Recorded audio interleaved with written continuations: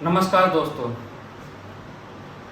हाजिर हूँ मैं विकास कुमार एक आपके सामने एक और नया कार्यक्रम लेकर। युति का प्रभाव। जन्म कुंडली में हम कैसे जानें कि युति कारगर है या नहीं है, उसका प्रभाव हमें मिलेगा नहीं मिलेगा। कुंडली में चंडाल योग है तो कैसा प्रभाव होगा, कुंडली के अंदर ग्रहण लगा हुआ है तो कैसा प्रभाव होगा, गज केसरी योग है, योग मिलेगा या नहीं, लक्ष्मी योग बना हुआ है उसका फल मिलेगा या नहीं, चंद्रमंगल का योग है फल प्राप्त होगा या नहीं, वो हम कैसे जानें, वो आज हमारा विषय रहेगा। उसी कार्यक्रम को हम आगे बढ़ाएंगे। तो आज मैं फिर से किन्हीं 3 सवालों के जवाब आज मैं जातकों के लेके आया हूं। आज मैं 2 नहीं बल्कि 3 सवालों के जवाब आज आपको मैं दूंगा। इसीलिए कहता हूं मेरे साथ बने रहिएगा, वीडियो को लास्ट तक जरूर देखिएगा।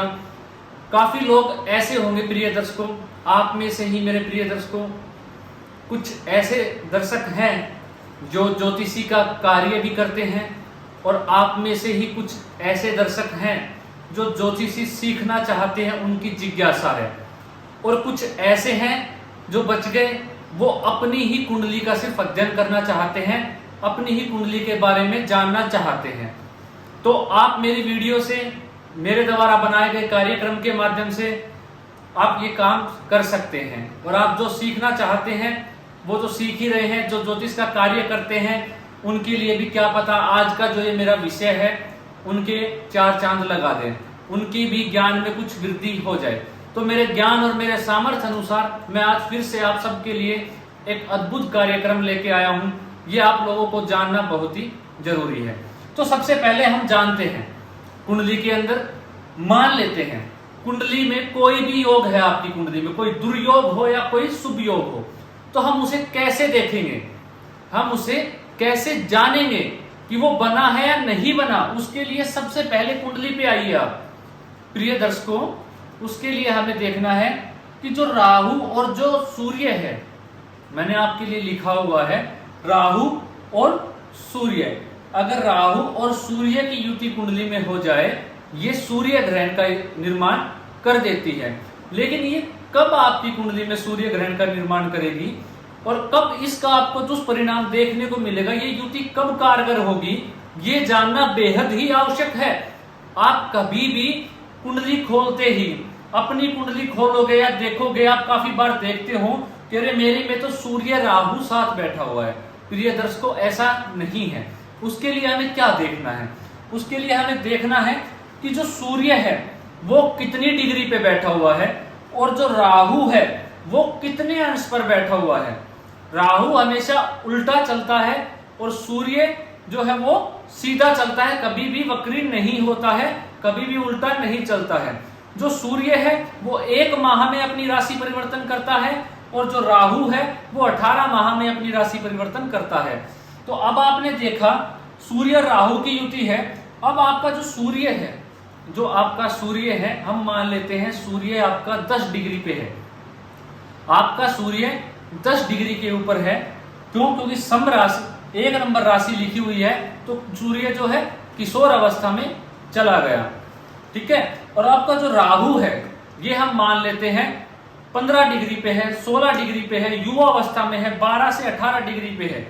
तो आपकी कुंडली में सूर्य ग्रहण योग बनेगा, आवश्यक ही बनेगा। क्यों? दूसरा राहु उल्टा चलता है, राहु 30 से 1 की तरफ आता है, सूर्य 1 से 30 डिग्री की तरफ जाता है। तो ऐसे ही जब सूर्य उल्टा आएगा राहु, तो क्या हो गया, सूर्य के समीप आ गया, डिग्री वाइज समीप हो गया, तो जिसके कारण सूर्य ग्रहण बन जाएगा। अब दूसरे उदाहरण से समझिए कब सूर्य ग्रहण नहीं बनेगा। सूर्य राहु की युति होने से कब यह ग्रहण नहीं बनता है, वो तब नहीं बनेगा। मान लेते हैं आपका सूर्य 28 डिग्री पे जाके बैठा हुआ है। आपका सूर्य कुंडली में यहाँ पे जो सूर्य है मेष राशि का, जो मैंने आपको समझाने के लिए बनाया है, आपका सूर्य 28 डिग्री पे जाके बैठा हुआ है, और जो आपका राहु है, राहु 10 डिग्री के ऊपर आके बैठा हुआ है, तो सूर्य ग्रहण आपकी कुंडली में नहीं रहेगा। वो युति कारगर नहीं है, वो युति नहीं है, वो योग भंग हो गया। क्यों? क्योंकि सूर्य से और राहु का दूरी को अब सूर्य इस तरफ बढ़ रहा है और राहु इस तरफ बढ़ रहा है, दोनों अपोजिट डायरेक्शन में चल रहे हैं। और दूसरा क्या हुआ, दूसरा 12 अंश आपको कुंडली में सदैव याद रखना है। जब भी 12 अंश के अंदर कोई भी ग्रह युति करेंगे, कोई भी ग्रह आपस में युति करेंगे तो ही वो योग बनेगा, तो ही उसका दुर्योग हो या योग, तभी उसका परिणाम आपको देखने को मिलेगा। अन्यथा उसका प्रभाव कम होता चला जाता है और प्रभाव में भी कमी आ जाती है। जितना दूरी का अंतर हो जाएगा उतना ही प्रभाव खत्म हो जाएगा, उसका हमें रोल नहीं रहेगा और उसका लाभ या दुष्प्रभाव जिंदगी में नहीं होगा। तो ऐसे ही जब सूर्य 28 डिग्री पे और राहु 10 डिग्री पे है तो 18 डिग्री का गैप हो गया, दोनों के अंदर 18 डिग्री की दूरी हो गई। तो 18 डिग्री की दूरी हो जाने से वो दूरी पे चलेगा तो ये योग कारगर नहीं होगा। चलिए दूसरे उदाहरण से समझते हैं। जो चंद्रमा है वो 2.25 दिन में अपनी राशि परिवर्तन कर लेता है, और अगर चंद्रमा और सूर्य ही साथ बैठ जाए अमावस्या का योग बन जाता है आपकी कुंडली के अंदर, और दोनों ही सीधे चलते हैं, वक्री नहीं चलते हैं। तो मान लेते हैं आपकी कुंडली के अंदर जो चंद्रमा है वो 10 डिग्री पे है और सूर्य जो है आपका वो 20 डिग्री पे है, तो ये योग बनेगा। क्यों बनेगा? क्योंकि जो चंद्रमा है उसकी गति जो है वो तीव्र है, वो तेजी से बढ़ता है, वो 2.25 दिन में एक राशि परिवर्तन कर देता है। और जो सूर्य है वो 1 माह के अंदर राशि परिवर्तन करता है, और उनका गैप कितना हुआ, 10 डिग्री का हुआ। तो सूर्य और जो चंद्रमा ऐसे बढ़ रहा है और सूर्य भी ऐसे जा रहा है, लेकिन चंद्रमा की जो गति है वो तेज है सूर्य से। तो 2.25 दिन में राशि परिवर्तन करता है, सूर्य 1 माह में करता है। तो ये योग आपकी कुंडली में फलीभूत हो जाएगा। प्रिय दर्शकों, कैसे हो जाएगा ये हम फिर से एक उदाहरण से समझ लेते हैं। मैंने आपको बताया जब भी कोई ग्रह 12 डिग्री के अंदर युति करेंगे, 12 डिग्री के भीतर युति करेंगे, उनका जो दूरी है वो 12 डिग्री के अंदर होगा, तो ही प्रभाव देखने को मिलेगा। मान लीजिए आपकी कुंडली में गज केसरी योग है, आपकी कुंडली में गज केसरी योग है। काफी लोग आपने सुना होगा, काफी लोग बोलते हैं कि मेरी कुंडली में गज केसरी योग है, उसकी दशा अंतर दशा भी चली हुई है, लेकिन मुझे उसका प्रभाव देखने को नहीं मिल रहा, मुझे उसका लाभ नहीं मिल रहा।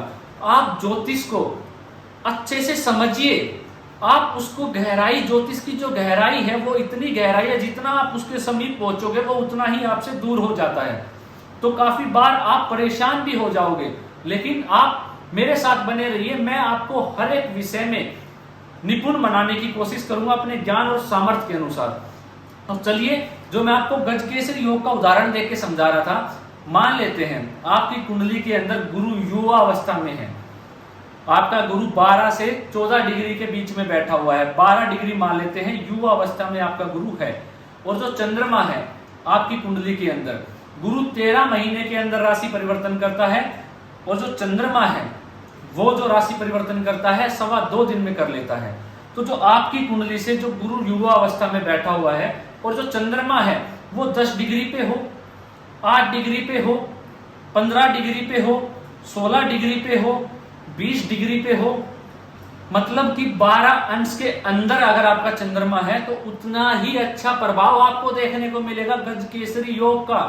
वो योग गठित हो जाएगा आपकी कुंडली के अंदर, और आपको निश्चित ही, मैं गारंटी देता हूं, आपको गज केसरी योग का प्रभाव मिलेगा। अब मान लीजिए, अब गुरु और चंद्रमा का ही योग है, चंद्रमा 20 डिग्री पे है और जो गुरु ग्रह है वो 12 डिग्री के ऊपर है। तो चंद्रमा क्या है, तेज गति से चला हुआ है। अब जब चंद्रमा तेजी से आगे बढ़ेगा तो प्रभाव में कमी आनी शुरू हो जाएगी। अगर चंद्रमा गुरु से पीछे बैठा है, डिग्री में पीछे है, मान लेते हैं गुरु 12 डिग्री पे है और चंद्रमा 8 डिग्री पे है, तो वो आपकी कुंडली में सर्वश्रेष्ठ गज केसरी योग बनेगा, उसका प्रभाव जरूर आपको देखने को मिलेगा। और दोनों समान डिग्री में बैठे हैं, दोनों ही युवा अवस्था के हैं, तो एकदम स्टीक आपका गज केसरी योग एकदम बढ़िया बनता है और उसका प्रभाव निश्चित ही मिलने वाला है। ऐसे ही कोई भी उदाहरण ले लीजिए, मंगल चंद्रमा का ले लीजिए। चंद्रमा जो है 2.25 दिन में, मंगल 1.5 माह में 45 दिन के अंदर राशि परिवर्तन करता है। अब गुरु और राहु कोई भी चंडाल योग या चंद्र ग्रहण, अब चंद्र ग्रहण कब लगेगा मैं आपको ये बताता हूं, आप इसको जरूर समझिएगा, उदाहरण से समझिए इसको। मान लेते हैं कुंडली के अंदर चंद्रमा राहु की युति है। अब मैंने आपको बताया, इसको अच्छे से समझिएगा। चंद्रमा जो है वो हमेशा तीव्र 2.25 दिन से आगे की ओर गति करता है। सबसे तेज अगर कोई राशि परिवर्तन करता है कुंडली में 9 ग्रहों के अंदर तो वो सिर्फ चंद्रमा है, जो 2.25 दिन में कर लेता है। राहु 18 माह में राशि परिवर्तन करता है, तो राहु का प्रभाव भी ज्यादा होता है। शनि जो है वो 30 माह में अपनी राशि चेंज करता है 2.5 साल के अंदर, तो उसका प्रभाव कुंडली में ज्यादा देखा जाता है। गुरु 13 माह में, तो जब अपना चंद्रमा और राहु का युति हुई कुंडली में जो ग्रहण बना, तो उसका प्रभाव कैसे आएगा? उसका प्रभाव तब होगा, चंद्रमा हमारा मान लेते हैं 10 डिग्री पे बैठा हुआ है और जो हमारा राहु है वो 22 डिग्री पे बैठा हुआ है, तो राहु और चंद्रमा 22 की बजाय आप 23 कर लीजिए, क्योंकि 12 डिग्री से दूरी का उसमें गैप आ गया। तो आप क्या कहोगे कि चंद्रमा और राहु आपके में ग्रहण नहीं बना रहे? नहीं जी, इसमें उल्टा है। चंद्रमा और राहु आपकी कुंडली में ग्रहण बना के बैठे हैं। क्यों? क्योंकि राहु उल्टा चलता है, चंद्रमा ऐसे। जब दोनों ऐसे चलेंगे, ये चंद्रमा ये राहु, तो जब दोनों ऐसे चलेंगे तो जल्दी ही मुलाकात हो जाएगी उनकी, आपस में युति संबंध बन जाएगा, स्ट्रोंग बन जाएगा, जिसके कारण आपके में ग्रहण लग जाएगा चंद्रमा और राहु का। तो चंद्र ग्रहण जरूर बनेगा। और ऐसे ही उदाहरण से समझिए, राहु 10 डिग्री पे है और चंद्रमा 20 डिग्री पे है, तो 10 डिग्री का गैप आ गया। तो क्या हो गया इसमें? राहु जो है वही रहेगा, लेकिन चंद्रमा तेजी से निकल जाएगा, तो उसके योग में प्रभाव में कमी आ जाएगी। लेकिन किसी और ग्रह के साथ ऐसा नहीं होगा। जैसे गुरु और राहु है, चंडाल योग है, गुरु और राहु का चंडाल योग बन गया कुंडली के अंदर। तो चंडाल योग बनने के कारण क्या हुआ अब कुंडली के अंदर? राहु 18 माह, गुरु 13 महीने। अब अगर इन दोनों में गुरु चंडाल योग तभी बनेगा जब इन दोनों में 12 डिग्री का फासला होगा। सिर्फ 12 डिग्री के दूरी पर रहेंगे। गुरु 12 डिग्री पे, राहु 18 डिग्री पे, तो भी गुरु चंडाल योग बनेगा। गुरु 10 डिग्री पे, राहु 22 डिग्री पे, तो भी गुरु, मतलब कि आपको कुल मिला के अपने 12 डिग्री का देख लेना है। अगर उनमें 12 डिग्री का गैप है दोनों के अंदर, तो वो योग घटित नहीं होगा। और दोनों 12 डिग्री के अंदर है, कोई भी योग जो बना हुआ है वो सर्वश्रेष्ठ रिजल्ट देने वाला होगा। तो मैं आशा करता हूं आपको ये विषय समझ में आ गया होगा और आपके लिए ये काफी कारगर सिद्ध होगा और आपको काफी फायदा भी होने वाला है। जो ज्योतिषी सीख रहे हैं उनके लिए अच्छा, जो ऑलरेडी ज्योतिषी जानते हैं शायद उनके में भी कुछ वृद्धि हुई होगी ज्ञान में, और जो अपनी कुंडली पे अध्ययन कर रहे हैं उनके लिए तो ये रामबाण चीज है, ताकि उनको खुद को पता लगे कि उनकी युति है या नहीं है। चलिए जो आज के सवाल हैं वो ले लेते हैं जो पूछे गए हैं। सबसे पहला पुष्पा गोस्वामी ने पूछा है, वो सवाल पूछा है कि शुक्र मेरा सप्तम भाव में बैठा हुआ है, वृश्चिक मेरी लगन बनता है, शुक्र सप्तम में है, और चंद्रमा जो मेरा है वो 12वें घर में बैठा हुआ है, तो मेरी तुला राशि बन गई। और जो मेरा शुक्र है नवमांश में 8वें घर में चला गया, तो कैसा फल होगा? देखिए पुष्पा गोस्वामी, मैं आपको बता देता हूं, आपका लगन वृश्चिक है, वृश्चिक के अंदर शुक्र कारक नहीं होता है, वो सप्तम भाव में जाके बैठ गया है। तो सप्तम भाव, भावपति, भाव कारक तीनों एक ही भाव में जाके बैठे हुए हैं। तो ऐसे जातक की एक तो लव मैरिज होने के चांस बनते हैं, दूसरा अगर ऐसा जातक के वैवाहिक जीवन में परेशानी आती है, होने में दिक्कत आ जाती है अगर किसी पाप ग्रह से दृष्टि पड़ जाए तो। अष्टम भाव में चंद्रमा की कुंडली से अष्टम भाव में जाने से ज्यादा प्रभाव खराब नहीं देखने को मिलेगा शुक्र का आपको वहां पे। क्यों? क्योंकि आपका लग्नेश भी शुक्र ही बन के बैठा हुआ है चंद्रमा से। चलिए दूसरे सवाल की ओर बढ़ते हैं। दूसरा सवाल है रमेश अहीर जी ने पूछा है, उनका कहना है मेरा शनि और केतु नवम भाव में बैठा हुआ है मीन राशि के अंदर, तो इनकी कर्क लगन बन गया।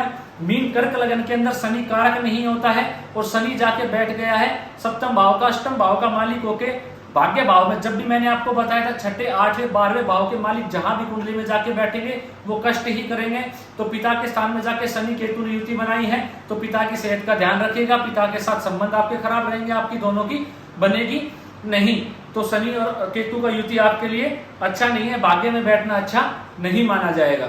चलिए जो तीसरा सवाल पूछा है वो प्रभात बिस ने पूछा है, उनका कहना है कि शुक्र तुला लगन की मेरी कुंडली है, शुक्र मेरा पंचम भाव में बैठा हुआ है कुंभ राशि के अंदर, पंचम भाव में कुंभ राशि के अंदर बैठा हुआ है जो शनि की मूल त्रिकोण राशि है, और इनका कहना है कि सूर्य बुध मंगल गुरु मेरे छठे भाव में बैठे हुए हैं मीन राशि के अंदर, और चंद्रमा और केतु जो है मेरा नवम भाव में बैठा हुआ है भाग्य स्थान में, और शनि मेरा जाके बैठा हुआ है 12वें घर के अंदर, वह भाव के अंदर।